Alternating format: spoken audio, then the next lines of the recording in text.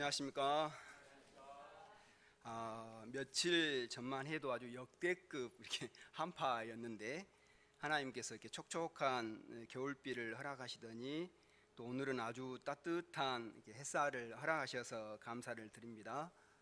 무엇보다도 우리 많은 동역자님들의 이렇게 햇살처럼 빛나는 얼굴을 보고 전에 계속 이렇게 TV만 보고 있는데 우리 목자님들의 얼굴을 보고 말씀을 전하게 하셔서 감사를 드립니다.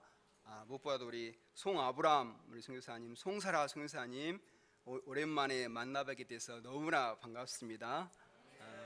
이 시간 제가 너무나 많이 부족한데 하나님께서 은혜를 허락하시기를 기도합니다. 오늘 본문에 보면 종교 지도자들이 교묘한 문제들을 가지고 나와 예수님을 시험을 하고 논란을 벌이기를 원했습니다.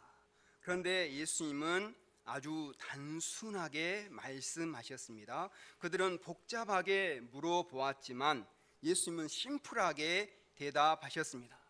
하나님의 것은 하나님께 바쳐라. 살아계신 하나님을 믿어라. 그리고 하나님을 사랑하고 이웃을 사랑해라 라고 말씀하셨습니다. 그들의 문제가 하나님께 대한 믿음이 없기 때문에, 하나님께 대한 사랑이 없기 때문에 문제가 생겼다는 것입니다. 오늘날 사람들도 여러 가지 문제를 가지고 복잡하게 따지고 얘기하기를 좋아합니다. 그러나 핵심을 뚫고 들어가 보면 하나님께 대한 믿음이 없기 때문에 그 마음에 사랑이 없기 때문임을 알 수 있습니다. 오늘날 예수님이 오신다면 우리에게도 똑같이 말하시지 않을까 싶습니다. 살아계신 하나님을 믿어라. 하나님을 사랑해라. 마음과 목숨과 뜻을 다해서 하나님을 사랑해라. 오늘 말씀을 통해서 나에게는 살아계신 하나님께 대한 믿음이 있는가, 또 따뜻한 사랑이 숨쉬고 있는가 살펴보고 믿음과 사랑을 새롭게 하는 시간이 될 수 있기를 기도합니다. 16절을 보십시오.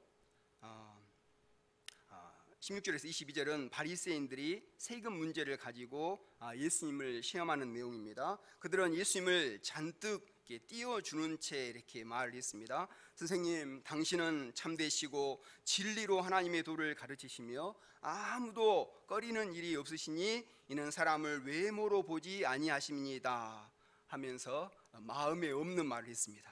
그리고는 바로 뼈 있는 질문을 했습니다.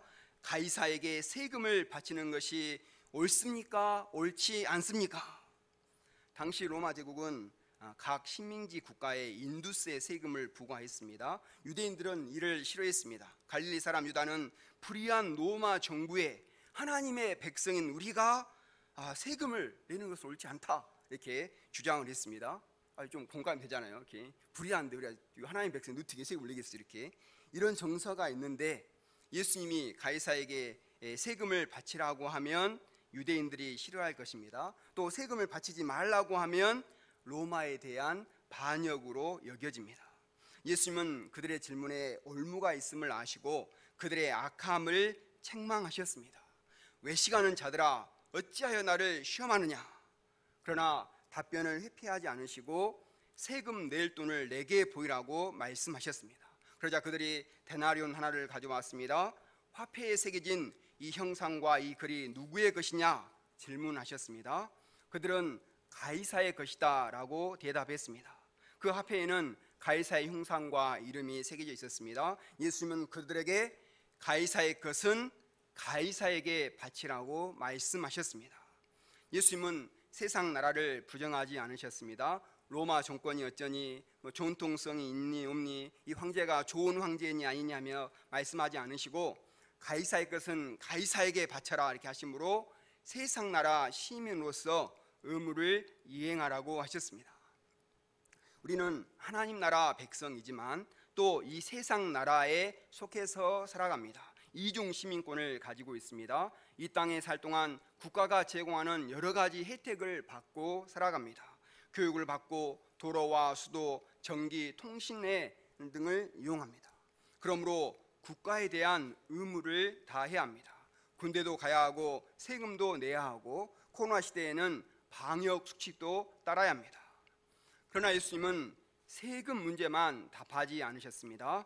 한 걸음 더 나아가서 하나님의 것은 하나님께 바치라고 말씀하셨습니다.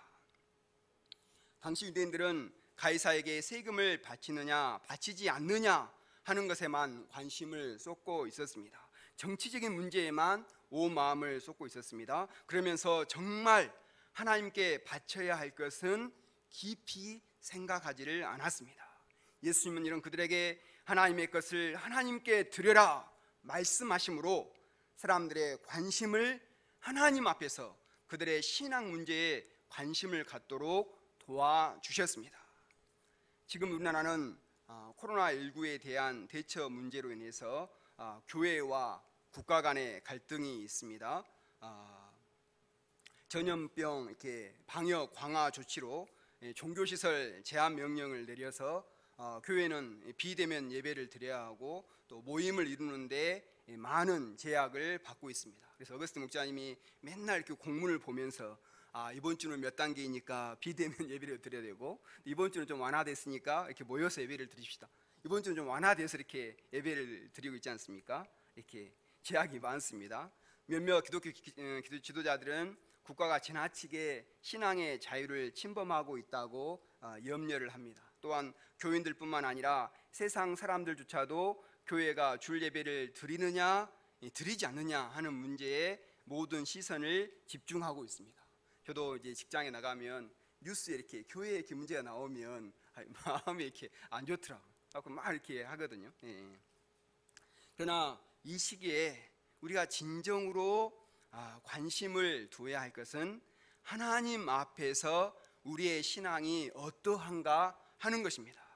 하나님의 것을 하나님께 드리고 있는가 드리고 있지 않는가 하는 것에 대한 관심을 두어야 합니다. 우리는 하나님의 것을 하나님께 드려야 합니다. 하나님이 주신 물질도 드려야 합니다. 그러나 하나님의 것이란 단지 어떤 11조와 어떤 성전세와 헌물만을 이야기하지 않습니다. 우리 자신도 하나님의 것입니다. 그러므로 우리 자신을 하나님이 기뻐하시는 산 제물로 드려야 합니다. 나시린처럼 자신을 하나님께 드려서 섬기는 인생을 사는 것이 구원받은 신자의 의무입니다. 그런데 바리새인들을 비롯한 유대인들은 하나님을 섬긴다고 했지만 실제로는 하나님의 것을 하나님께 바치지 않고 있었습니다. 포도 농부의 비유에서처럼 하나님의 것을 자기들의 것처럼 생각하고 남용하고 있었습니다. 우리 7부는 국가와 이렇게 싸우려고 하기보다 방역 수칙을 이렇게 잘 준수하면서 줌을 통해서 이렇게 영상 대면 예배를 드리고 또 영상 예배를 드릴 때도 그 수칙을 이렇게 지켜서 신령과 진정의 예배를 드리고자 힘쓰게 하셔서 감사를 드립니다. 줌을 이게 활용하다 보니까 새벽 기도에 대한 문턱이 많이 낮아졌습니다. 그렇죠? 새벽 기도 전에는 이렇게 나와서 했는데 지금은 이제 줌에서 이렇게 할 수 있으니까 많이 나아지니까는 한파가 몰아치는 때에도 새벽 예배에 20-30명대 목자님들이 꾸준히 참석해 하셨습니다. 군대에 있는 강바울, 남견 군인들도 이렇게 참석을 하고 또 저 같은 소방관이나 간호사들도 밤새 근무를 하다가도 있는 자리에서 이렇게 새벽에 예배에 참석해 하셔서 감사를 드립니다. 하루의 첫 시간을 하나님께 드리고 말씀과 기도를 통해 예배를 드리고 시작하므로 하루하루를 산 제사로 또 살아있는 예배로 드리게 애쓰게 하셔서 감사를 드립니다. 로마서 12장 1, 2절 한번 같이 읽어볼까요? 12장 1, 2절 시작. 그러므로 형제들아 내가 하나님의 모든 자비하심으로 너희를 구원하노니 너희 몸을 하나님이 기뻐하시는 거룩한 산 제물로 드리라. 이는 너희가 드릴 영적 예배니라. 너희는 이 세대를 본받지 말고 오직 마음을 새롭게 함으로 변화를 받아 하나님의 선하시고 기뻐하시고 온전하신 뜻이 무엇인지 분별하도록 하라. 아멘. 우리가 매일 이 말씀에 순종하는 삶을 살 수 있기를 기도합니다. 그래서 가이사의 것은 가이사에게 바치고 하나님의 것은 하나님께 바침으로 이 땅에서 순례자로서 본이 되는 삶을 살 수 있기를 기도합니다. 둘째는 부활 논쟁입니다. 23절에서 33절까지 말씀입니다. 23절을 보십시오. 부활이 없다고 주장하는 사두개인들이 나와 물었습니다. 사두개인들은 성경 중에서도 모세오경만을 인정했습니다. 모세오경에는 부활에 관한 내용이 없다고 해서 부활과 내세를 부정했습니다. 모세오경에는 대신 뭐에 대한 축복이 많이 나옵니까? 땅에 대한 축복이 많이 나옵니다. 그래서 유명한 말씀이 뭐죠? 하나님을 잘 믿으면 들어가도 복을 받고 나가도 복을 받고 집안에 있는 떡반죽 그릇도 복을 받느니라. 그래서 사도계인들의 인생 요절은 이 말씀 이 말씀을 인생 요절로 정하고 이렇게 이 땅에서 잘 먹고 잘 사는 것을 신앙생활의 목표로 삼았습니다. 그러니까는 현실 정치와 결탁을 해서 권력과 부를 누리기를 좋아했습니다. 그런데 예수님이 오셔가지고 계속 이렇게 부활에 대해서 이렇게 말씀을 하시니까 자신들에게 입지와 영향력이 좁아들었습니다. 그래서 부활이 없다는 것을 증명하기 위해서 자신들의 어떤 그런 논리를 합리화하기 위해서 밤새도록 모여서 스토리를 만들었습니다. 네, 스토리를 이제 들어보시면 어떻습니까? 아주 이상한 스토리를 이렇게 만들어 왔습니다. 24절을 보십시오. 7형제가 있었습니다. 그래서 첫째가 장가를 들었는데 아들이 없이 죽었습니다. 그러자 자식이 없이 죽었습니다. 그러자 이제 유대인의 계대 결혼 풍습을 따라서 동생이 가문의 대를 잇게 형수와 결혼했는데 또 그도 아들이 없이 죽었습니다. 또 셋째가 형수와 결혼했는데 죽었습니다. 셋째, 넷째, 7명 다 보이시죠? 이렇게 7째까지 차례로 이렇게 여자와 결혼을 했습니다. 그렇게 해서 다 죽고 나면 그러면 나중에 부활하면 이 여자는 누구의 아내가 되느냐?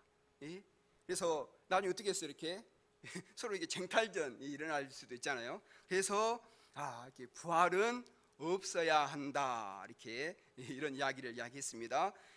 이렇게 부활을 부정하는 논리치고는 좀 굉장히 좀 유치합니다. 그러죠? 좀 더 이렇게 더 그럴듯하게 할 것 같은데. 그런데 여기서 이제 생각해 볼 수 있는 것은 그들이 이렇게 이제 이야기를 만들었지만 하나님께 대한 믿음이 없으니까 어둡고 운명적인 이야기, 운명적인 상상을 한다는 것입니다. 사람은 사고의 존재이기 때문에 끊임없이 생각을 하게 됩니다. 그런데 오늘날 많은 사람들이 하나님을 온전히 믿지 못하기 때문에 부정적이고 운명적인 생각을 많이 하게 됩니다. 언제 끝날지 모르는 코로나 시대에는 더욱 그러한 것 같습니다. 드라마를 보더라도 막장 드라마를 보고 본문의 이야기도 어떤 거의 막장 드라마 수준이잖아요. 그래서 지극히 부정적이고 운명적이고 슬픈 이야기들을 만들어냅니다.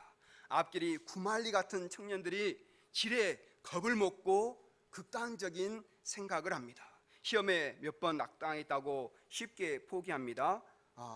여기 보면 이생망, 헬조선, 지옥 불반도 같은 이런 신조어들을 만들어냅니다.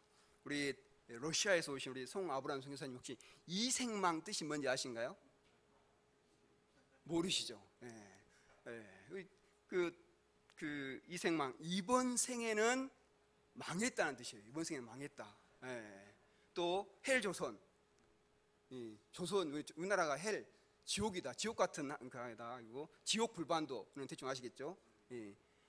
한국 청년들이 이런 단어를 만들어낸다는 겁니다. 이해가 되십니까, 목사님? 러시아에서 생각해 보면 이해가 안 될 것 같습니다. 그런데 이런 그 믿음이 없기 때문에 운명적인 이런 이렇게 만들어냅니다. 이런 신조어를 만들 정도의 머리면 기발하지 않습니까? 기발한데 그럼 얼마든지 자신의 인생도 개척할 수 있고 도전할 것 같습니다. 그런데 막장 드라마는 만들어내고 신조어는 만들어내지만 막상 자기 인생에 대한 스토리를 만들어야 할 때는 믿음이 없기 때문에 스스로 주저앉아 버립니다. 사두개인들도 실제적인 믿음이 없기 때문에 이상한 이렇게 상상만을 했습니다. 이에 대해서 예수님은 어떻게 말씀하십니까? 29, 30절을 같이 읽어보겠습니다. 29, 30절 시작. 예수께서 대답하여 이르시되 너희가 성경도 하나님의 능력도 알지 못하는 거로 오해하였도다. 부활 때에는 장가도 아니가고 시집도 아니가고 하늘에 있는 천사들과 같으니라. 사두개인들은 자신들이 성경을 잘 안다고 자부했지만 실상은 성경을 잘 몰랐습니다. 모세 오경에도 조금만 깊이 살펴보면 부활의 진리가 숨겨져 있습니다. 또한 하나님의 능력도 잘 알지 못해서 오해를 하였습니다. 그래서 그들은 부활을 어떻게 생각했습니까? 여기서 결혼한 사람들이 거기서도 사는 어떤 이 삶의, 이 땅의 삶의 연장으로만 생각을 했습니다. 만일 그렇게 된다면 어떤 분은 이 땅에서 이렇게 좀 왼수 같은 남편과 이렇게 사느라 이렇게 너무 고생하셨는데 부활에서도 그 사람과 영원히 이렇게 산다고 하면 이게 천국입니까? 지옥입니까? 차라리 부활 안 하겠다. 우리 목자님들은 이제 없으시겠지만 이렇게 생각하실 수도 있습니다. 이 땅에서 외모가 좀 마음에 안 드신 분들도 하늘에서 그렇게 또 살아야 한다면 부활을 거부하실 수도 있습니다. 그러나 부활은 현실의 연장이 아닙니다. 부활 때는 육신의 장막을 벗어버리고 천사들과 같이 된다고 하였습니다. 부활을 하면 이 땅의 삶과는 차원이 다른 새로운 세계가 펼쳐진다는 것입니다. 가족 관계부터 해서 우리가 이제 부부로 사는 이유는 뭡니까? 죽기 때문에 자식을 낳아서 대를 잇기 때문이거든요. 근데 천국에서는 안 죽잖아요. 안 죽어요. 그러니까 가족 관계부터 바뀌는 거예요. 가족 관계부터 해서 우리의 육체를 비롯해서 모든 것이 새로운 차원의 세계로 변화됩니다. 지금은 우리가 3차원의 세계에 살고 있죠. 근데 부활하면 4차원의 5차원의 세계를 살지 모릅니다. 와, 기대가 되지 않습니까? 고린도전서에서는 약간 귀뜸을 해주셨는데 보면 우리가 부활하면 썩을 것으로 심고 썩지 아니할 것으로 다시 살고 욕된 것으로 심고 영광스러운 것으로 다시 살고 약한 것으로 심고 강한 것으로 다시 살고 육의 몸으로 심고 신령한 몸으로 다시 살아난다고 했습니다. 그때는 우리 행자 사모님이 아주 건강하셔가지고 이렇게 싱스프레션도 하시고 이렇게 운동도 하시고 이렇게 하실 것입니다. 아멘.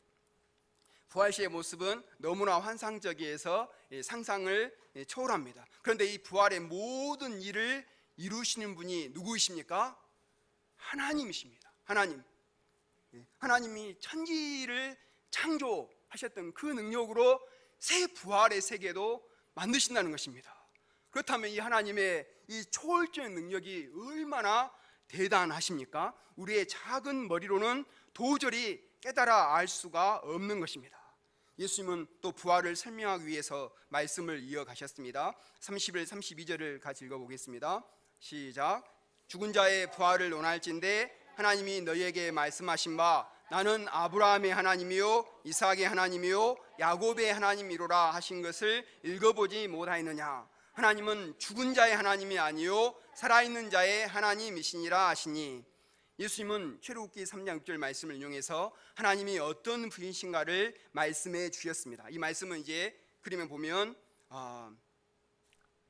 모세가 이 떨기나무 가운데에서 하나님을 만나할 때 하나님이 자신을 이렇게 소개하신 말씀입니다. 나는 아브라함의 하나님이요 이삭의 하나님이요 야곱의 하나님이로라. 이 부활의 이렇게 말씀들 잘 들어보셔야 돼요.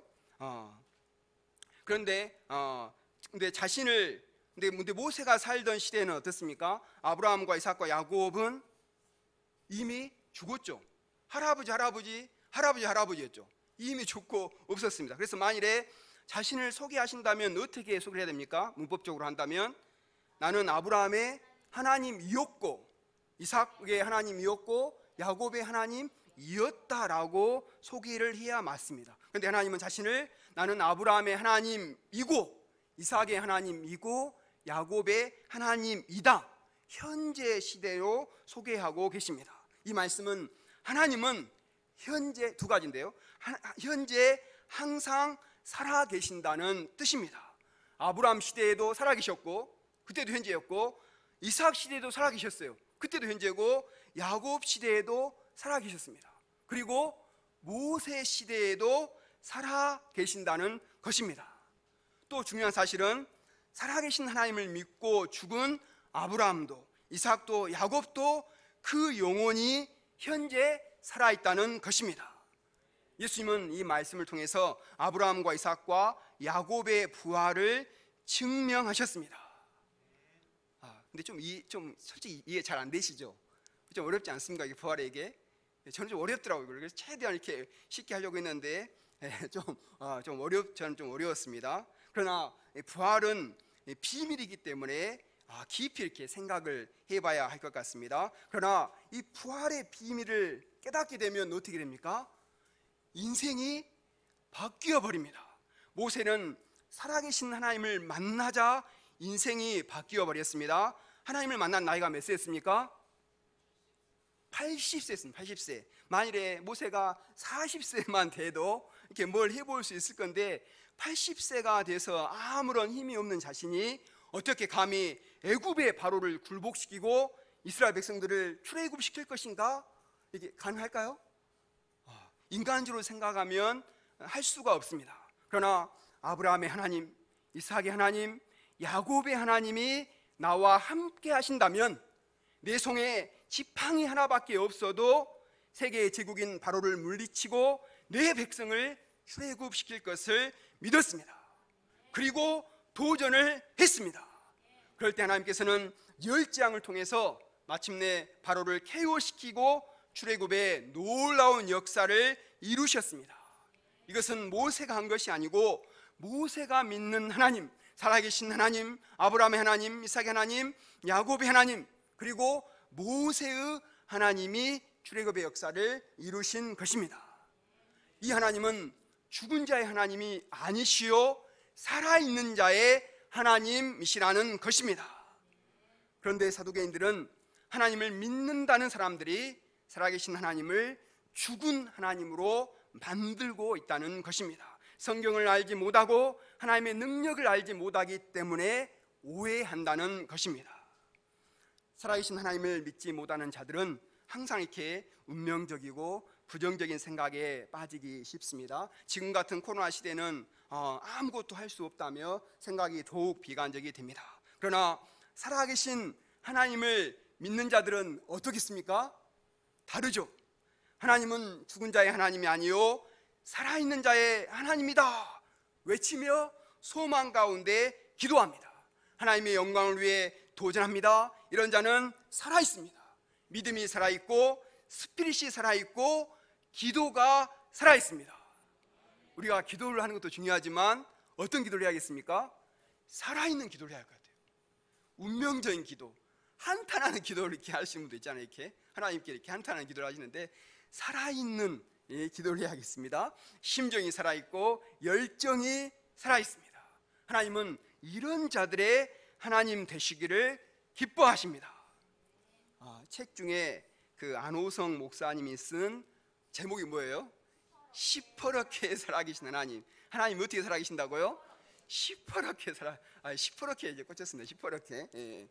이분은 목사님 아들로 이렇게 태어났지만 반발심 때문에 방탕한 청년 시절을 보냈습니다. 그래서 누군가에게 버스에서 누군가 눈만 이렇게 마주쳐도 이렇게 두들겨 펴서 선배들도 두들겨 펴고, 그래서 깡패 친구들과 이렇게 몰려다니면서 이렇게 망나니 쓰레기 같이 살았다고 합니다. 그런데 원인 모를 병에 걸려가지고 이렇게 그 키가 179cm인데 몸무게가 40kg까지 빠져서 그때서야 이제 눈물로 회개하고 살려주시면 이렇게 하나님을 위해 살겠다고 소원을 했습니다. 그때 하나님이 그때 기적적으로 이렇게 살려주시고 이제 지금 목회를 하고 계시는데요. 이분은 이제 교회를 개척할 때도 그 하나님을 살아계신 하나님을 체험하고 싶어가지고 충청도 사람인데 일부러 복음화율이 가장 낮은 이렇게 울산에서도 시골로 일부러 이렇게 가셨다고 합니다. 그래서 아무런 지원도 없이 살아계신 한 분만을 믿고 이렇게 기도하고 도전했을 때 큰 부흥을 이렇게 체험을 했습니다. 그는 자신을 한국 교회의 BTS라고 소개를 합니다. BTS. 자, BTS가 뭘까요? 이거 마시시면 이제 그 메시지도 제가 뺐어요 일부러. 마시시면 제가 커피 한 잔 사드리겠습니다. BTS. 예. 한국교회 BTS다. 제가 하나만 예를 들어볼까요? B, 버러지. 예. 그럼 T, 티끌. 쓰, 쓰레기. 그렇죠. 예. 자기는 이렇게 벌어지고, 예, 우리 BTS는 좋은데 예, 벌어지고 티끌이요 쓰레기 같은 그를 하나님께서 구원하시고 하나님의 능력이 나타나게 하셨다고 이렇게 증거하고 있습니다. 그 비결이 무엇입니까? 책 제목처럼 시퍼렇게 살아계신 하나님 때문입니다. 예, 하나님은 지금도 시퍼렇게 살아계셔서 오늘날에도 반드시 주님의 능력을 나타내십니다. 그 다음으로 낸 책이 이것도 정말 은혜 있더라고요. 그 다음 낸 책이 뭔지 아신가요? 그 다음 책이 제목을 한번 읽어볼까요? 생각대도 되지 않는 건 참 멋진 일이다. 놀랍지 않은가요? 생각대로 되지 않는 건 참 멋진 일이다. 우리는 생각대로 계획대로 되지 않으면 어떻습니까? 당하고 낙담하고 절망합니다. 저는 특히 더 그렇습니다. 저는 좀 플랜맨 기질이 있거든요. 계획을 해야 돼요. 계획을 하지 않으면 갑자기 이렇게 우리 폴리 목자는 좀 이렇게 갑자기 이렇게 돌직구를 이렇게 날리면 엄청 당황을 해요. 저는 계획을 해야 되는데 이렇게 근데 이제 생각대로 되지 않는 것이 참 멋진 일이다. 예? 왜냐하면 시퍼렇게 살아계신 하나님을 믿는 목사님은 생각대로 되지 않는 것이 참 멋진 일이다라고 고백합니다. 왜냐하면 생각지도 않는 일이 기대하지도 않는 멋진 일이 생기기 때문이라는 것입니다. 와, 다르지 않아요? 믿음 있는 사람과 저 플랜맨과 이렇게 믿음 있는 사람과는 다른 것 같아요. 생각지도 않는 기대하지도 않는 멋진 일이 생기기 때문이라는 것입니다. 우리 7부의 우리 이소희 목사님이 시퍼렇게 살아계신 하나님을 믿고 공무원 시험에 이렇게 도전하여 승리를 체험할 때 큰 은혜가 되었습니다. 저는 개인적으로 지난번에 이렇게 목자님이 소감을 이렇게 발표하시는데 살아계신 하나님 앞에서 너무 진실되게 이렇게 눈물로 이렇게 회개하는 소감을 들으면서 정말 살아계신 하나님 앞에 이렇게 투쟁하고 있구나 이렇게 할 때 하나님이 이렇게 믿음을 베푸실 걸 이렇게 예감을 했는데 참 하나님께 감사를 드립니다. 또 우리 7부는 2002년에 또 이렇게 시퍼렇게 살아계신 하나님을 이렇게 체험케 하셔서 감사를 드립니다. 작년 7부는 코로나뿐만 아니라 많은 어려움이 많아서 아무것도 할 수 없을 것만 같았습니다. 그래서 심지어 수양회를 과연 이루기나 할 것인가 염려하고 고민했습니다. 그러나 하나님을 믿고 도전할 때 하나님은 시퍼렇게 살아서 역사하셨습니다. 믿음이 살아있는 목자님들의 도전과 헌신을 축복하셔서 작년 여름 수양회 제목이 뭐였죠? 코로나 응급처치 이렇게 해갖고 가을 수양회는 욥기 수양회 역대급 수양회를 통해 은혜를 체험케 하셨습니다. 또 신년 수양회는 목자님들이 몇 명 소감을 발표하셨습니까? 14명. 역대급으로 이렇게 소감을 이렇게 발표를 하셨습니다. 그리고 또 무엇보다 줌을 통해서 매일 앞에도 이야기했지만 새벽에 예배를 드리게 하시고 전 동역자님들이 이제 메신저가 되셨어요. 형제 목자는 다 메신저 지금. 자매 목자님들은 다 소감 강사하시고 되셔가지고 이렇게 하루 첫 시간에 하나님 앞에 나와서 말씀으로 울기도 하고 웃기도 하면서 찬양과 기도로 하루를 하나님과 동행하며 시작하는 이 7부의 그 패러다임의 변화를 하나님께서 이루어 주셨습니다. 전에 7부가 사람과의 관계가 이렇게 뜨겁고 사랑이 충만했다면 지금도 뜨겁지만은 지금은 거기에다가 어떻습니까? 이제 하나님과의 사랑의 관계가 뜨거워서 매일매일 십자가 사랑으로 그래서 하나님의 자녀의 사도로 하나님의 영광을 위한 삶을 다짐하고 살아가는 변화를 허락해 주셨습니다. 이것은 가히 혁명적인 일 아닙니까? 감사합니다. 코로나로 할 수 없는 상황 가운데서 엄청난 변화의 역사가 일어난 것입니다. 2021년 올해를 생각할 때도 넘어가고 해결해야 할 일들이 너무나 많습니다. 청년부 목자님들은 여전히 전공과 또 우리 주님 목사님들의 물질자립을 해야 합니다. 또 코로나 시대의 재앙성은 어떻게 해야 할지 고민이 됩니다. 그러나 아브라함의 하나님, 이삭의 하나님, 야곱의 하나님, 또 모세 하나님, 또 우리 작년에 우리 칠부와 함께 하셨던 하나님을 믿을 때 기대가 되고 능히 어떤 어려움도 이겨내고 승리할 것을 믿습니다. 우리가 우리의 생각대로 되지 않을지라도 생각지도 않는, 기대하지도 않는 멋진 일이 생길 것을 믿고 도전하는 한 해가 될 수 있기를 기도합니다. 세 번째는 계명에 관한 논쟁입니다. 34절에서 36절을 보십시오. 종교 지도자들이 두 번이나 예수님께 KO패를 당하자 이번에는 율법에 능통한 한 율법사가 나왔습니다. 그런 예수님이 얼마나 율법을 많이 아는가 이렇게 시험고자 이렇게 예수님께 물었습니다. 선생님, 율법 중에서 어느 계명이 크니까? 수많은 계명이 있는데 어떤 계명이 가장 크냐는 것입니다. 이를 통해서 자신의 율법 실력을 은근히 자랑하고자 한 것 같습니다. 이 예수님은 어떻게 대답하십니까? 37절, 38절을 같이 한번 읽어보겠습니다. 시작. 예수께서 이르시되 내 마음을 다하고 목숨을 다하고 뜻을 다하여 주 너의 하나님을 사랑하라 하셨으니 이것이 크고 첫째 되는 계명이요. 예수님께서 인용하신 말씀은 신명기 6장 4, 5절 말씀입니다. 우리 하나님 여호와는 오직 유일한 여호와시니 너는 마음을 다하고 뜻을 다하고 힘을 다하여 내 하나님 여호와를 사랑하라.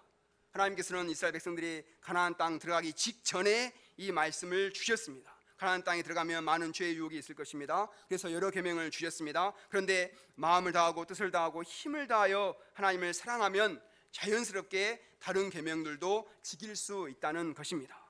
모든 죄는 하나님을 사랑하지 않고 하나님과의 사랑의 관계성이 멀어진 데서 비롯된다는 것입니다. 그 틈을 타고 사단이 역사하여 죄에 빠지게 합니다. 하나님과 사랑의 띠로 하나가 될 때 유혹을 이기고 승리할 수 있습니다.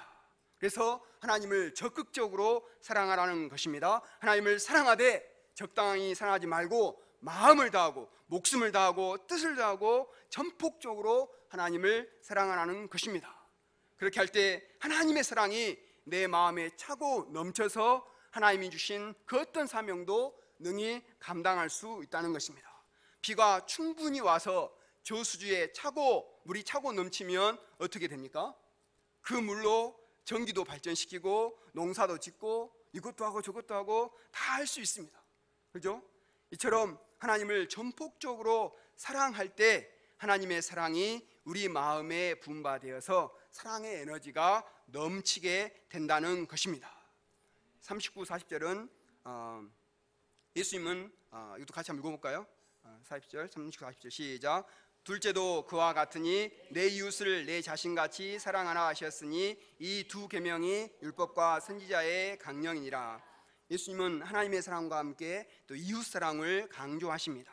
이는 하나님의 사랑이 이웃 사랑과 연결되어 있기 때문입니다. 하나님의 일방적인 사랑을 받은 우리는 그 사랑을 남에게 베풀어야만 합니다. 하나님께서 나를 위해 독생자까지 내어주셨다면 우리도 누군가를 위해서 뭔가를 내어줘야 하지 않겠습니까? 그때 사랑이 흘러가고 더 풍성해집니다. 사랑을 받기만 하고 베풀지 않으면 고인물처럼 썩게 됩니다. 사람은 사랑을 받을 때도 행복하지만 사랑을 베풀 때 더 행복합니다. 이분이 누군지 혹시 아신가요? 인간극장에서 이렇게 나와서 많이 보셨죠? 그 백발의 천사 한원주 의사 선생님이신데 작년 9월달에 이렇게 소천을 하셨거든요. 이분은 이제 1949년에 한국에서 의대를 졸업하고 물리학자 남편과 미국 유학을 가서 전문의를 따고 귀국을 했습니다. 그래서 1868년에 기국에서 병원을 개원하니까 사람들이 구름대처럼 밀려와서 많은 돈도 벌고 명성도 얻었습니다. 그래서 위에 사진 보십시오. 아주 얼마나 글래머러스하고 이렇게 아주 잘 이렇게 했죠. 그런데 이제 갑자기 청망했던 남편이 이렇게 죽게 되자 인생이 너무 허무해졌습니다. 그래서 하나님께 기도하던 중에 독립운동가의 의사였던 아버지가 생각이 나서 1979년부터 기독 의료 선교회에서 28년 동안 무료 진료, 어려운 사람들을 위해서 무료 진료에 힘을 썼습니다. 그리고 2008년부터는 노인 요양병원에서 치매 등으로 고통하는 이제 연세가 있으시니까 노인 요양병원에 들어가셔서 그 환자들과 동고동락을 하며 사랑을 베풀다가 소천했습니다. 이분의 연세가 얼마나 되신 것 같아요? 금방 아시네요. 94세. 94세. 근데 소녀같이 이렇게 아름답지 않습니까? 그분은 이렇게 사랑과 관심과 배려만 있어도 환자를 치료할 수 있다. 의술도 필요하지만 사랑이 사람을 치료하는 명약이라고 말했습니다. 그래서 별세하기 20일 전까지 하루 10명씩의 환자들을 돌봤다고 합니다. 그리고 자녀들에게 마지막으로 3마디 유언을 남겼다고 합니다. 유언도 그때 가을이었잖아요. 힘내, 가을이다, 사랑해. 유언을 이렇게 3마디를 남기셨답니다. 그리고 마지막까지 사랑을 실천하고 하나님 나라에 들어가셨습니다. 사랑은 어떤 지식이나 이론보다 위대합니다. 사랑은 수많은 사람을 살리고 변화시키는 놀라운 힘이 있습니다. 그래서 칼 매닝거라는 유명한 정신과 의사는 인간의 마음 무엇이 문제인가라는 책을 썼는데, 수업 중에 한 학생이 이런 질문을 했어요. 우울증에 걸리면 무슨 약을 먹어야 합니까? 우리 조시영 목사님, 우울증에 걸리면 무슨 약을 먹어야 할까요? 사랑의 약을 먹어야죠. 그 질문하니까 뭐라 했냐면, 약을 먹을 것이 아니라 혼자만 있는 공간에서 뛰쳐나와서 네가 도움을 줄 수 있는 사람을 찾아라. 네가 도움을 줄 수 있는 사람을 찾아라. 네가 도울 수 있는 사람을 찾아서 사랑을 베풀어라. 그러면 사랑은 그것을 받는 자뿐만이 아니라 사랑을 해주는 자도 치료하는 최고의 치료약이다. 이런 답을 해줬는데, 이게 아주 유명한 말이 됐어요. 사랑은 받는 사람뿐 아니라 주는 사람도 치료하는 치료제다. 맞지 않습니까? 이걸 약간 적용을 해볼까요? 우리가 1대1을 많이 하는데 1대1은 받는 사람만 살리는 것이 아니라 해주는 사람을 살리는 치료제다. 동의하십니까? 저는 우리 리브아 목사님하고 전에 동행하면서 목사님 막 일주일에 7팀씩 이렇게 하셨거든요. 하면서 말씀 공부하면 이렇게 살아나신다고 갖고 3팀 4팀 할 때가 가장 피 크다 이렇게 하셨는데, 그래서 그 1대1 해주는 사람이 더 은혜를 받고 스피릿이 충만합니다. 1대1 받는 사람은 피곤해서 눈이 풀리기도 하고 이렇게 졸기도 하지만, 해주는 사람은 말씀을 연구하고 하나라도 더 주려고 하니까 눈이 살아 있습니다. 우리가 작년에 말씀을 암송함으로 큰 은혜를 받았다면, 올해는 이제 말씀 암송뿐 아니라 이웃을 사랑하는 마음으로 말씀을 적극적으로 나누는 삶을 살 수 있기를 기도합니다.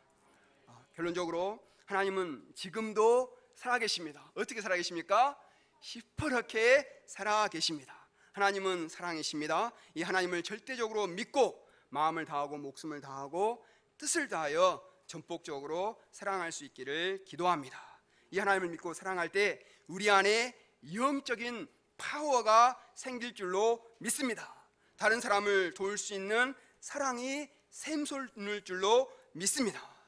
우리 칠부가 2021년도에 이 살아계신 하나님을 능력을 체험하는 한 해가 될 수 있기를 간절히 기도합니다. 요절 말씀 같이 읽고 제가 기도가 마치겠습니다.